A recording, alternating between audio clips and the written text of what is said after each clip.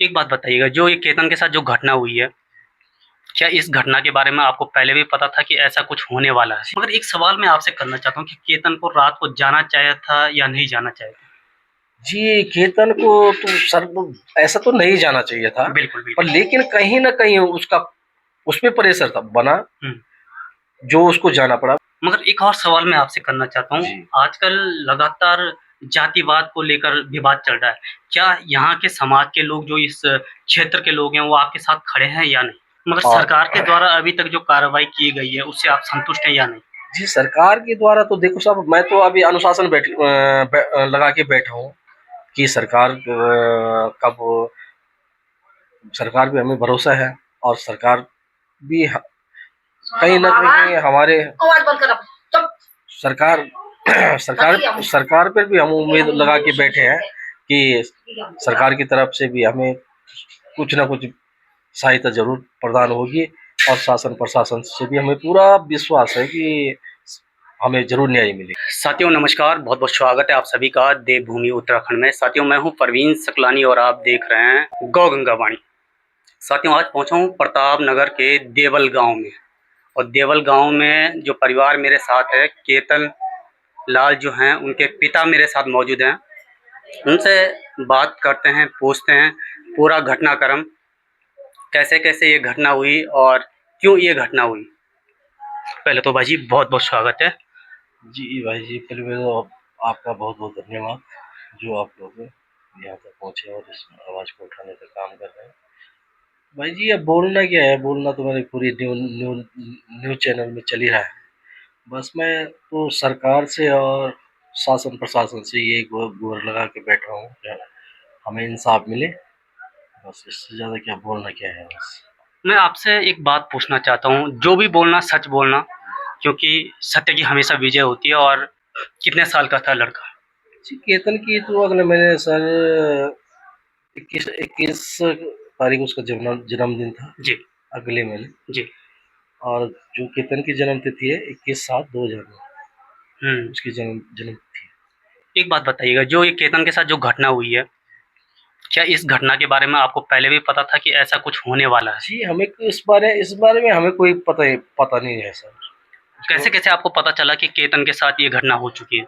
जी, जब हमें सुबह फ़ोन आता है तभी जाके हमें पता लगा। कुछ लोगों के द्वारा बताया जा रहा है कि आप लोगों को पता था कि आपका लड़का लड़की से बात करता है और आप लोगों को या केतन को समझाया भी गया था कि आप लड़की से बात ना करें, ऐसा कुछ था? जी, इस प्रकार का कोई भी हमारे हमारे हमारे पास कोई उसको उसका वो बिल्कुल कोई हमें मालूम नहीं इस बारे में।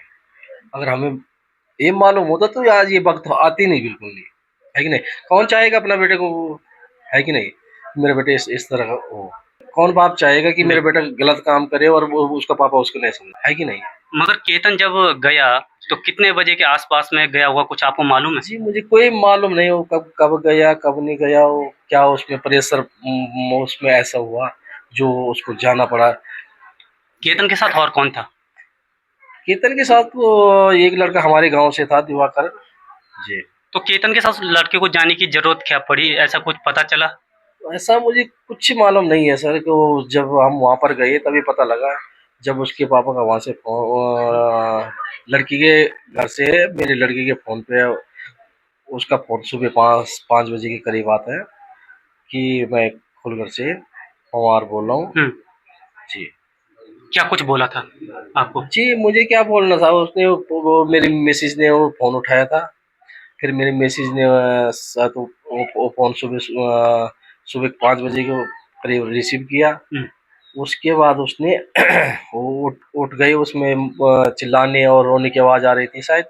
और वो मेरी मिसेज़ सीधा बाहर आ गई और देखा, और उसने शायद दरवाज़े खोले, वो देखा वो लड़का यहाँ नहीं था, वो इधर-उधर जाने लगी।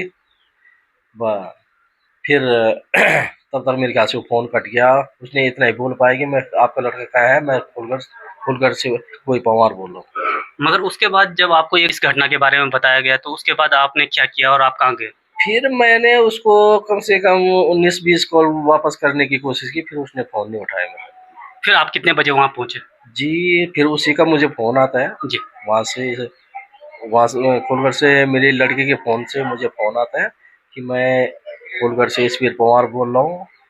और आपके लड़के मेरे मेरे पास है, और इनके मैंने एक एक हाथ एक एक पैर तोड़ रखे हैं अच्छा, जी। ये इस कुमार ने मुझे फोन पे बोला है। तो आपने बोला तो नहीं मैं कि क्यों हाथ पैर तोड़े आपने? तो मैंने वही उसको बोला, मैंने भाई जी क्या बात हो गई कि क्या लड़के कहीं गाड़ी की चोरी कर रहे थे या कुछ कर रहे थे या क्या मामला है। तो वो कुछ भी मेरे से बोल नहीं पाया। फिर उसने फोन काट दिया और फिर मैंने उसको फोन करने की कोशिश की। तब फिर 2-4 मिनट बाद फिर वो मुझे फोन करता है। अगर वो फिर मुझे फोन करता है कि भाई बताओ इनका करना क्या है। फिर मेरे दिमाग में आ गया यार ये कैसे कैसे बोला कि इनका करना क्या है। मैंने कहा भाई जी इस उसमें कोई और भी है।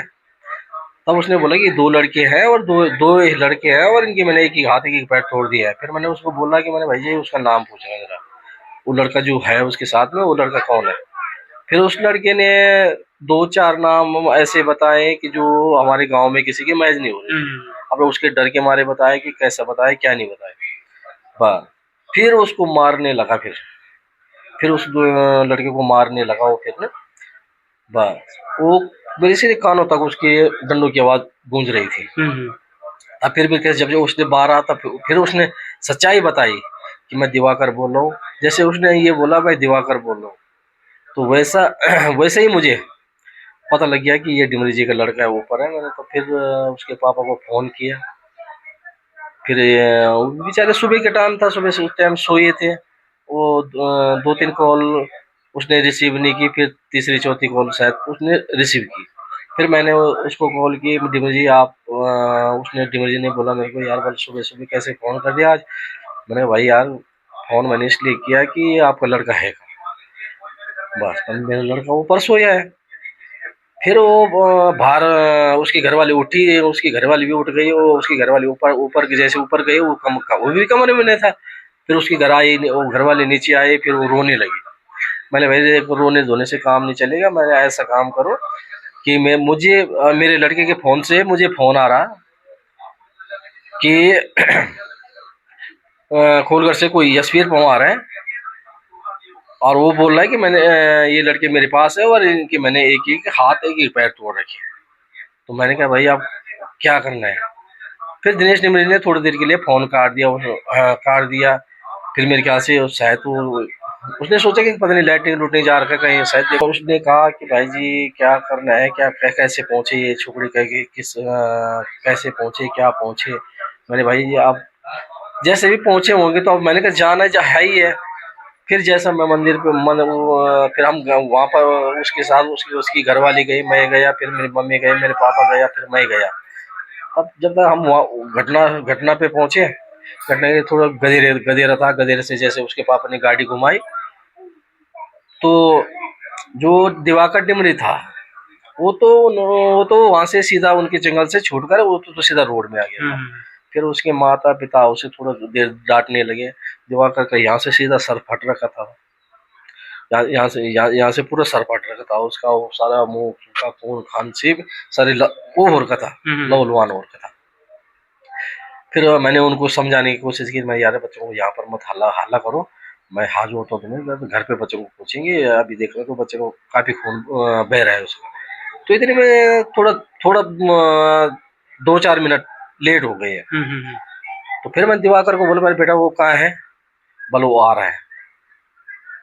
तो मैं भी हैरान हो गया। मैंने कहा यार वो लड़का यहाँ पहुंच गया, वो जिसे उसने गाड़ी देखी ये कैसा नहीं आ रहा। फिर मैंने अपने मम्मी पापा को बोला, मैंने कहा देखो जरा वो कैसा आ रहा हो ऊपर देखना जरा उसको है कहाँ हो। फिर मेरी मेरी मम्मी पापा थोड़ा उनके घर के जाने के लिए मेरे ख्याल से ऊपर रास्ता है। तो जब मेरे मम्मी पापा जब वो वहाँ ऊपर गए रास्ते में, तब तक उन लोगों ने इतने मोटे मोटे डंडे हाथ में लिए थे और मेरे मम्मी पापा को बोल रहे थे ऊपर से बोला आवाज मार रहे थे कि फटाफट आओ ले जाओ इसको, नहीं तो तुम्हारे भी यही हाल कर दूंगा जो ये हमने इनके की है कि नहीं। फिर मेरे मम्मी पापा ने शायद उसको उठाने की कोशिश की। उनसे वो बूढ़े आदमी मैं वो जवान लड़के को उठा पाते हैं। फिर वो वहां से नीचे आए। मेरी मम्मी रोते रोते नीचे आए। वो मुझे आवाज मारने लगी बेटा इन्होंने तो इसकी इसकी बिल्कुल ये तो इन्होंने सीधा मार रखा है। फिर मैं भी भागते भागते जैसे मैं ऊपर गया मैंने देखी उसकी हालत और मेरी ऐसी तैसी हो गई। उसके हाथ पैर सीधे यूं मुड़ रहे थे, तो मैंने उसकी हालत देखी। और जब तक मैं ऊपर गया तब तक वो इधर उधर कहीं पेड़ की इधर उधर छुप गए थे। मैं उसकी हालत देखी, मेरा दिमाग काम करना बंद हो गया। मैंने उसको फटाफट अपने अपने पेट में उठाया और उसको गाड़ी में डाला। जैसे मैंने उसको गाड़ी में डाला, वो तब तक दिनेश डिमरी ने और मैं थोड़ा उसने भी गाड़ी स्टार्ट करी। इसकी मैंने भाई फटाफट चल, पहले इसको हॉस्पिटल पहुंचाना है बस। तो तब वही मेरे दिमाग में आ गया, जो मैंने वो वीडियो बनाए उसके थोड़ा बहुत वो चिल्ला रहा था, पानी पानी दो पानी दो पानी दो। तब मैंने दिनेश डिमरी को बोला, यार मैंने गाड़ी में कहीं पानी है? तो उसने बोला देख ले सीट के नीचे होगा, उसमें दो चार घूंट पानी पानी था।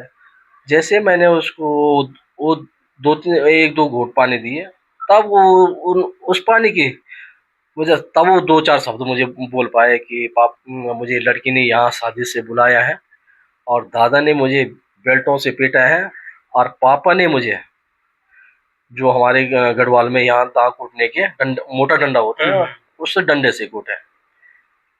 और फिर वो चिल्लाने लगा। और जो आजकल सोशल मीडिया पर वीडियो के माध्यम से आप लोगों ने जो देखी होगी हकीकत, वही है। जब तक हम हॉस्पिटल उसको लेके गए, बस तब तक जब तक डॉक्टरों ने उसके घाव घू अपने अपनी पूरी डॉक्टर करते हैं कहाँ कहाँ घाव है, उसको अपने फोन पे कैप्चर किया। जब तक वो ग्लूकोज ऊपर टांग रहे थे, तब तक वो उसने दम तोड़ दिया।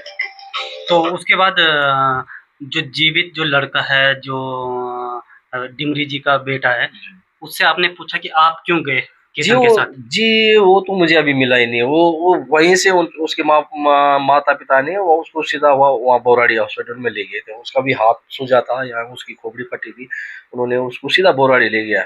मगर एक सवाल मैं आपसे करना चाहता हूँ कि केतन को रात को जाना चाहिए था या नहीं जाना चाहिए था? जी केतन को तो सर ऐसा तो नहीं जाना चाहिए था, बिल्कुल पर बिल्कुल। लेकिन कहीं ना कहीं उसका उसमें प्रेशर था बना, जो उसको जाना पड़ा। मैं कहना चाह रहा हूँ कि जब भी लड़का यहाँ सोता था तो अपने मम्मी को पीछे कभी फोन करता था कि मम्मी मुझे पेशाब लगी है, पापा को बोलो कि बाहर आ जाओ।